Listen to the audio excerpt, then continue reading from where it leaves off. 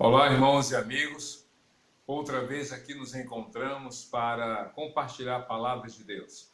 Que coisa interessante. Estamos no Salmo número 66. Quando eu comecei, mais de 2 meses atrás, eu não tinha ideia de como seria essa trilha em todas as suas particularidades, já que há um comprometimento. A gente sabe da extensão desse desafio, são 150 salmos, nos aproximamos da metade deles, mas não é uma questão apenas de cumprir uma agenda, de cumprir um compromisso. A questão não é só de dizer assim, cheguei, terminei, completei, mas o aprendizado é aproveitar cada momento, cada salmo e extrair as lições importantes. Não fazer do fim um fim em si mesmo, se me permitem o trocadilho. Me recordo a história de um homem que recebeu do rei, isso é uma história antiga, ficção, ele recebeu do rei a ordem de atravessar a cidade com um copo na mão, um copo d'água cheio de água. E esse copo, então, ele deveria trilhar essa estrada ou esse percurso sem que deixasse cair uma gota. E então ele saiu do Palácio Real e foi em direção à estrada principal e foi caminhando, caminhando, atento para que nenhuma gota daquele copo caísse. E quando finalmente chegou do outro lado da cidade, ao ponto determinado, havia alguém ali que eu iria recebê-lo e olhou e percebeu que estava na íntegra aquele copo, não havia caído nenhuma gota d'água. E, cumprida a missão, ele retornou para o palácio. Chegando lá, o rei perguntou, parabéns, depois de ter dado os parabéns, o rei perguntou, você viu o que aconteceu na cidade? Disse, não. Você não percebeu o que houve? Não, eu só estava olhando para o copo. Eu só queria que não caísse uma gota. Claro que ali há todo elogio para o dever de missão, atenção, concentração, mas muitas vezes a pessoa simplesmente olha para o seu desafio para cumprir e não está atento às coisas que acontecem ao seu redor. Então, Karl Barth, que foi um teólogo, disse que o cristão tem que ter numa mão a palavra de Deus e na outra o jornal. E alguém perguntou por quê? Porque com o jornal ele toma conhecimento dos problemas do mundo e com a Bíblia ele apresenta as respostas. Então eu creio que essa caminhada pela trilha dos Salmos é esse olhar para com aquilo que diz respeito à realidade humana, porque os Salmos apresentam emoções, sentimentos, vivências, experiências, mas ao mesmo tempo apresenta também não só o olhar de Deus diante dessas realidades, mas também as respostas de Deus para os problemas da vida. E o Salmo 66 tem algumas particularidades. Segundo alguns estudiosos, Davi é o escritor desse salmo. Na verdade, corrigindo a tempo, não há uma definição quanto à autoria, foi um equívoco meu. Mas o escritor do salmo fala de algumas coisas. Alguns, por não ter a definição do escritor, alguns atribuem a Davi a autoria desse salmo, daí o meu equívoco. Mas o texto em si não traz essa especificidade ou essa definição. Eu creio que esse salmo faz parte de um seleto grupo de salmos cuja autoria é indefinida ou, no mínimo, desconhecida. Existem salmos realmente que não têm uma autoria conhecida, não se sabe quem escreveu, mas o importante é que por trás do escritor tem a mão de Deus agindo, levando a pessoa a pôr ou a compor aquilo que diz respeito à mensagem de Deus para você, para mim, para todos nós. E o que temos a aprender no Salmo 66? Segundo alguns estudiosos, esse salmo é um convite que fala da coletividade, ou seja, de todos, de todo mundo. Na verdade, alguns dizem que o salmo fala para todas as pessoas, depois fala para um grupo grande de pessoas e depois para a individualidade do escritor. Vejam só o alcance para todo mundo, para um grupo de pessoas, um grande grupo de pessoas e para o indivíduo. Então vamos meditar nesse salmo que diz assim. Começa o Salmo 66 com as seguintes palavras. Aclamem a Deus, povos de toda a terra. Cantem louvores ao seu glorioso nome. Louvem-no gloriosamente. Então aqui, por essas palavras, a gente já entende que o salmista está falando para todos os povos.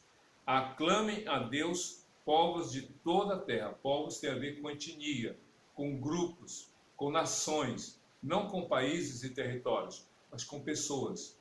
Porque um país não louva no sentido específico do termo. País é um lugar geograficamente localizado e com as suas fronteiras determinadas. A nação são as pessoas. Então diz o texto, aclame a Deus, povos de toda a terra.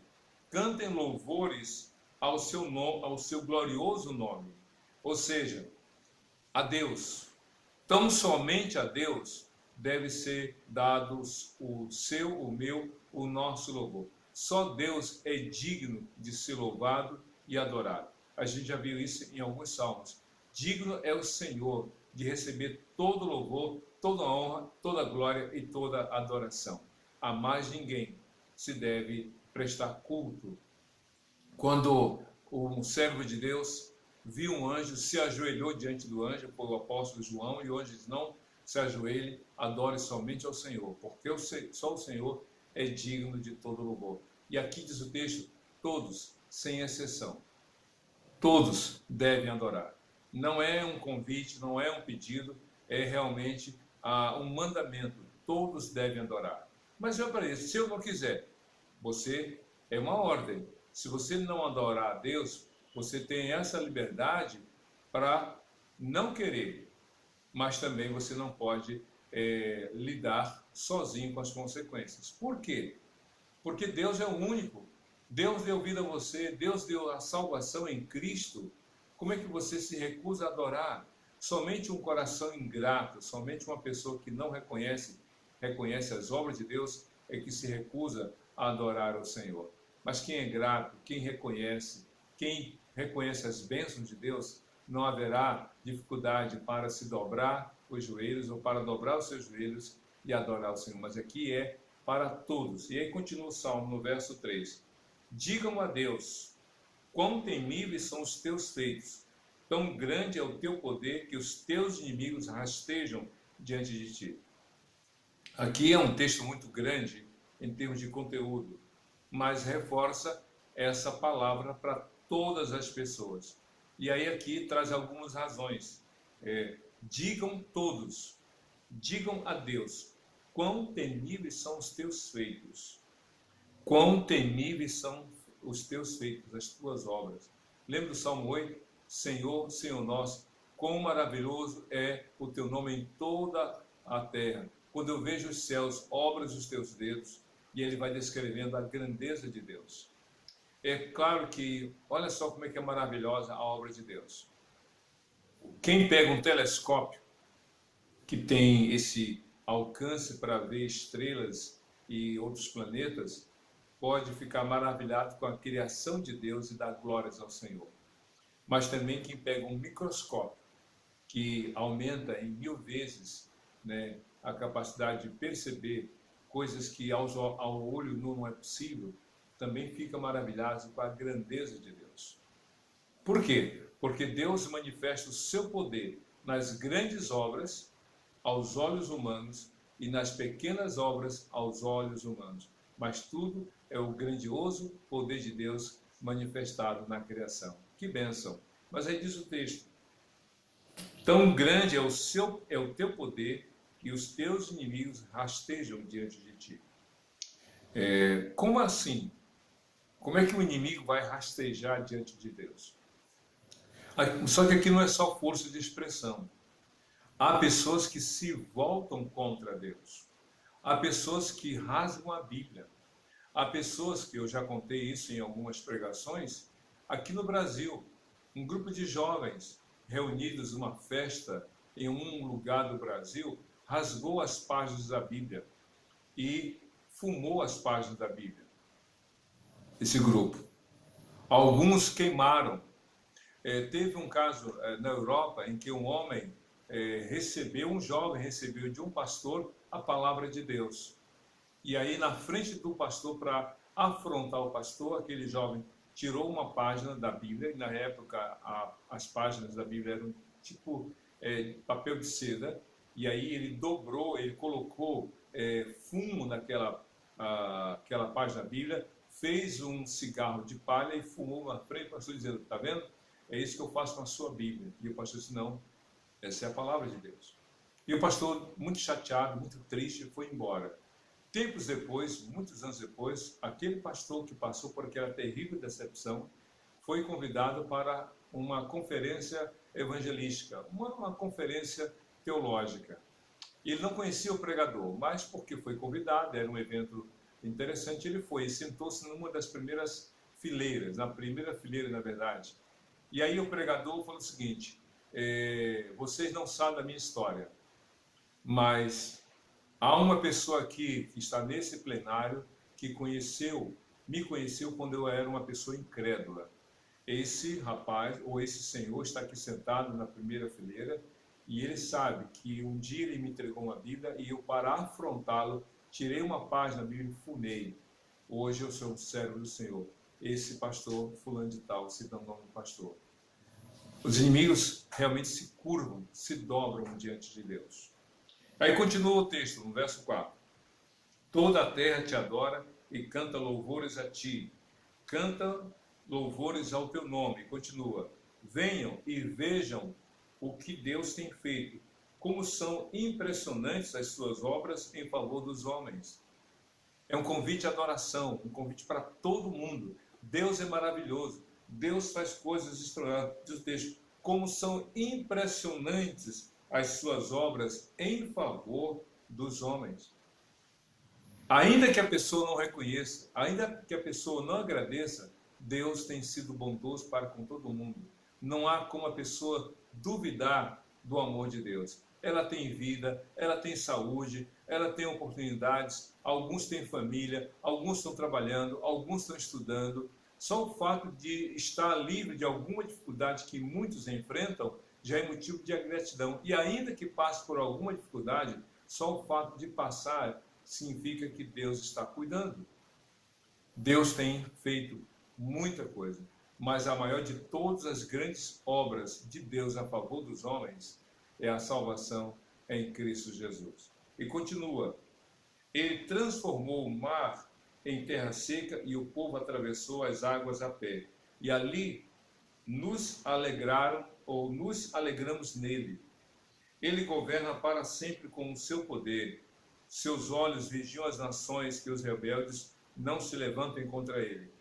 O salmista, conhecedor da história de Israel, ele coloca aqui no versículo 4 um momento muito importante na vida dos hebreus. A travessia do Mar Vermelho, como também a travessia do mar ou do rio Jordão. Coisas que os hebreus jamais deveriam esquecer.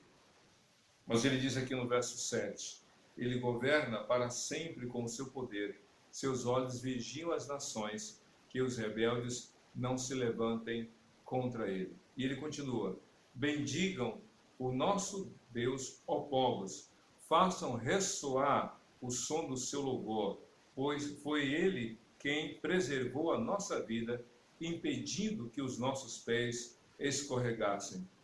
Quantas vezes a gente já tentou fraquejar da fé? Quantas vezes a gente pensou em desistir da vida com Deus? Quando a gente meditar no Salmo 73, a gente vai ver isso de forma muito mais clara. Mas quantas vezes a gente teve a fé balançada, ficou abalado, ficou sem entender por que Deus permite certas coisas? Quantas pessoas hoje têm um olhar meio distanciado da palavra de Deus, dizendo, se Deus existe, por que isso acontece? Geralmente é assim, a pessoa enfrenta um problema e quer responsabilizar Deus pelo problema. Às vezes, o problema é criado pelo outro, ou pelo próprio indivíduo. E ainda que não entenda a causa, o importante é entender o propósito para cada dificuldade que a gente enfrenta. E aqui ele diz, Foi Ele quem preservou a nossa vida, impedindo que os nossos pés escorregassem. E continua: pois tu, ó Deus, nos submeteste à prova e nos refinaste como a prata. Interessante isso, porque fala aqui exatamente das provações. Vou repetir o verso 10. Pois tu, ó Deus, nos submeteste à prova e nos refinaste como a prata. Prova tem a ver com provação, obviamente.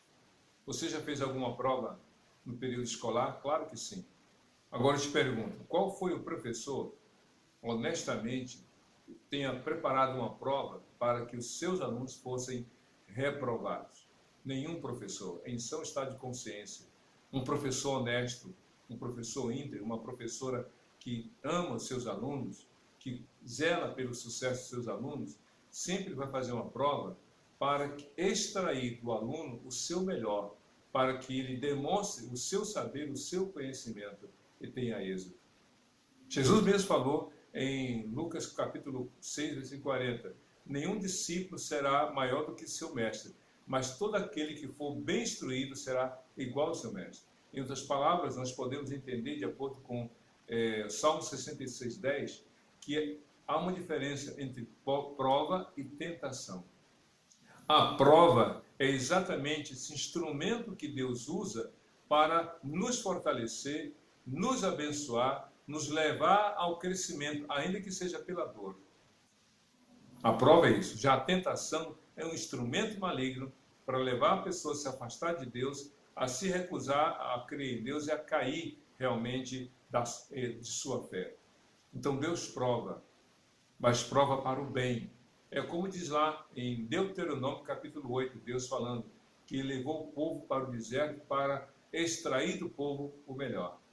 É por isso que na parte B do verso 10 diz assim: e nos refinaste como a prata.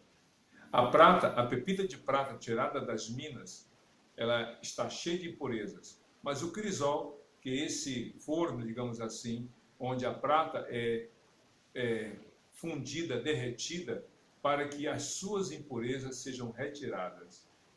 Então, a prata tirada da mina tem um valor, mas passada pelo crisol e refinada, seu valor é hiperdimensionado. Deus faz isso. Essa quarentena tem sido uma prova para você. Esse risco de contaminação pela Covid-19 ou pelo novo coronavírus tem sido um desafio para você. Mas Deus quer tirar de você o melhor. Como Tiago capítulo 1, versículo 12 diz: bem-aventurado é o varão que é provado por Deus, para que depois de aprovado receba a coroa da vida. Então Deus nos prova, mas não para sermos reprovados, mas para sermos aprovados, abençoados, enriquecidos e edificados na fé. Mas aí continua, verso 11, fizeste-nos cair numa armadilha, e sobre nossas costas puseste fardos. Deixaste que os inimigos cavalgassem sobre a nossa cabeça. Passamos pelo fogo, pela água, mas a um lugar de fartura nos trouxeste. Aqui vem um detalhamento da prova. Exatamente, o salmista descreve um momento de dor, de perda, de derrotas, de ser motivo de chacota, do inimigo tripudiar, espizinhar, porque diz assim: fizeste-nos cair numa armadilha, e sobre as nossas costas puseste fardos. Deixaste que os inimigos cavalgassem sobre a nossa cabeça. São palavras duras para alguém que descreve o seu sofrimento. Mas é interessante, o Salmo foi escrito depois da dor, depois do sofrimento. Durante o sofrimento, ninguém se alegra, ninguém dá pulos de alegria, no sentido de ali a chibata, o inimigo espizinhando, com tantas coisas ruins acontecendo sobre aquele servo de Deus. Mas depois que passa, vem o cuidado, porque aqui diz o texto: mas a um lugar de fartura nos trouxeste. Jesus, durante 40 dias, foi tentado pelo diabo no deserto. Não foi um dia, durante 40 dias. E ao final dos 40 dias, veio então aquela tentação intensa.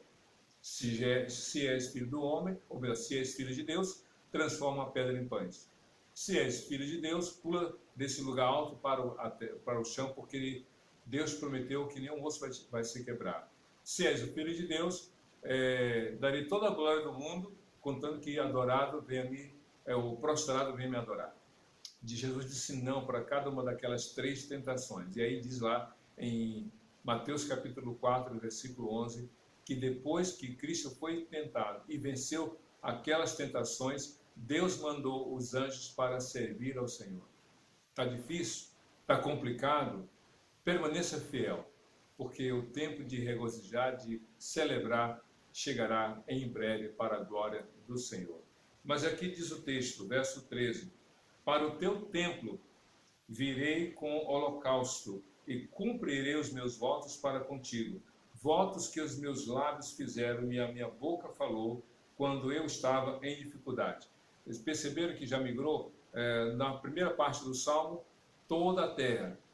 Logo em seguida, o povo de Israel, a coletividade hebraica, falando da travessia do Mar Vermelho, falando das dificuldades diante dos inimigos, mas um momento de alento, de conforto, chegando à terra, da terra prometida. Mas agora é o salmista individualmente que lhe diz, para o teu santo templo virei com holocausto e cumprirei os meus votos para contigo, votos que os meus lábios fizeram e a minha boca quando eu estava em dificuldade. Como eu já falei algumas vezes, na hora de dificuldade a gente clama, mas na hora da tranquilidade a gente tem que agradecer. Você fez votos com Deus? Não precisa mais fazer, porque vivemos pela graça. Deus não faz nada para nós em uma troca, numa barganha. É pela graça, é pelo amor. Então, de igual forma, retribua todo o bem que você recebeu em Cristo Jesus, fazendo melhor para o Senhor. E ele continua, oferecerei a ti animais gordos em holocaustos, sacrificarei carneiros, cuja fumaça subirá a ti, e também novilhos e cabritos. Aqui, obviamente, que o salmista está falando da prática da época. Naquela época, o culto, a adoração a Deus implicava em sacrifícios de animais de diferentes tamanhos, diferentes condições, como expressão da adoração a Deus. Mas em Cristo Jesus, o tempo dos sacrifícios passou. Jesus é o Cordeiro de Deus que fez o melhor e mais especial sacrifício do mundo. Ele deu a vida dele por nós. Então, encerrou-se a era dos sacrifícios. Se você ler Romanos capítulo 12, versos 1 e 2, a Bíblia diz assim, rogo-vos, pois, irmãos, pelas misericórdias de Deus, que apresentei os vossos corpos como sacrifício vivo, santo e agradável a Deus, que é o vosso culto racional. Não é mais animal, não é mais sacrifício humano, muito menos humano, é a entrega da sua vida ao Senhor, de todo o seu coração, de forma racional, ciente do que está fazendo, mas oferecendo da melhor maneira possível, sendo agradável e aceito pelo Senhor. E então, diz o texto no verso 16, assim, venham e ouçam todos vocês que temem a Deus, vou contar-lhes o que ele fez por mim. Que coisa interessante, o salmista estava tão grato que ele disse, eu quero compartilhar daquilo que Deus fez por mim. Meus irmãos e amigos, as redes sociais estão abertas, estão em nossas mãos. A questão toda é o que a gente está divulgando nas redes sociais. Tem gente que discute, que briga, que ofende o outro, que não respeita a opinião diferente, que quer impor a sua vontade, que se recusa a valorizar o pensamento divergente. Ninguém é obrigado a pensar igual a você. Ninguém é obrigado a seguir o seu caminho. Mas todos têm o privilégio e também a liberdade de ouvir aquilo que você queira passar. Claro que ninguém é obrigado a ler o que você postou, ninguém é obrigado a concordar com a sua opinião. Mas aqui o salmista é o seguinte, eu vou falar para vocês o que Deus fez por mim. Então use as redes sociais para falar daquilo que é bom, que edifica, que fortalece, que encoraja. Não adianta você falar só de coisas erradas. apontar o erro, apontar o dedo para o erro, para o pecado do outro. Não adianta você viver num denuncismo diário, constante, falando mal, não reconhecendo as autoridades. Eu vejo muita gente discordar da autoridade, ou seja, discordar do que a autoridade fala, discordar das atitudes daquele que tem que exerce autoridade sobre nós, é um direito nosso. Agora, tripudiar sobre a autoridade, falar mal da autoridade, debochar da autoridade, eu fico imaginando quem são esses que assim fazem e querem comunicar a palavra de Deus. Como é possível nós sermos ouvidos se nós não damos ouvidos ou não respeitamos os outros? Então é hora de pensar. Eu vou contar a vocês o que ele fez por mim, diz o salmista. Conte o que Deus fez por você. Fale do amor de Deus aos outros. E ele continua. A ele clamei com os lábios, com a língua o exaltei.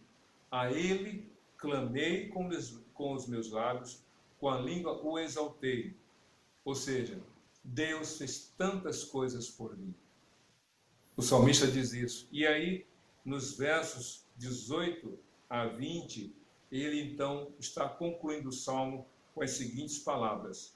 Se eu acalentasse o pecado no coração, o Senhor não me ouviria. Mas é claro, alguém disse de forma muito dura e verdadeira, o pecado gera morte, e quem vive no pecado está morto para Deus. E um corpo morto produz mau cheiro. Lá em Isaías 59, nos versos 1 e 2, o profeta Isaías diz, palavras do Senhor, os meus ouvidos não estão tapados para que eu não possa ouvir, e nem a minha mão encolhida para que eu não possa socorrer, mas os seus pecados fazem separação entre mim e vocês, diz o Senhor, de modo que eu não os ouça, de modo que eu não possa ajudar. O pecado põe um abismo, não um fosso, mas um abismo intransponível entre nós e Deus. Mas Cristo veio com seu amor, graça e perdão nos reconciliar com Deus. Então reconcilie-se com Deus, busca Deus de coração. Se eu tivesse acalentado, o que é acalentar? É exatamente isso, ficar ali guardando, desejando, alimentando, sabe? Todo dia desejando, alimentando, cometendo, fazendo. Se eu acalentasse o pecado no meu coração, Deus não me ouviria. Mas aí ele continua. Mas Deus me ouviu, deu atenção à oração que lhe dirigi. Mas Deus me ouviu, deu atenção à oração que eu lhe dirigi. Conte para os outros o que Deus tem feito por você. Fale do amor, da graça e da bondade de Deus. Use o WhatsApp, use o Instagram, use o YouTube, use o Facebook, use qualquer recurso tecnológico das redes sociais para compartilhar o que Deus fez na sua vida. E então o Salmo termina no verso 20 dizendo o seguinte, louvado seja Deus, que não rejeitou minha oração, nem afastou de mim o seu amor. Louvado seja Deus, que não me afastou de mim, ou melhor, que não rejeitou a minha oração, nem afastou de mim o seu amor. Deus não rejeita a oração de um coração quebrantado, como Davi disse no Salmo 51. Então, ore a Deus com coração sincero e humilde. Mas também, a gente vive hoje numa época de distanciamento social, de modo que a gente não pode se aproximar das pessoas, nem daquelas amadas pessoas.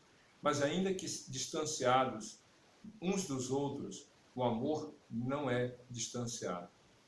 O salmista disse, o Senhor não afastou de mim o seu amor. É como Romanos capítulo 8, do verso 37 ao 39, que nada Deus vai permitir que nos separe do amor dele para conosco. Não sou eu que jamais vou me afastar de Deus como se eu tivesse em mim condições para isso. Não. É ele que não vai deixar que eu me afaste dele pelo seu grande amor por mim. Que Deus te abençoe, meu querido, e que você tenha uma semana sob os cuidados do Senhor para você e a sua família, hoje para todo sempre. Amém e amém, em nome de Jesus.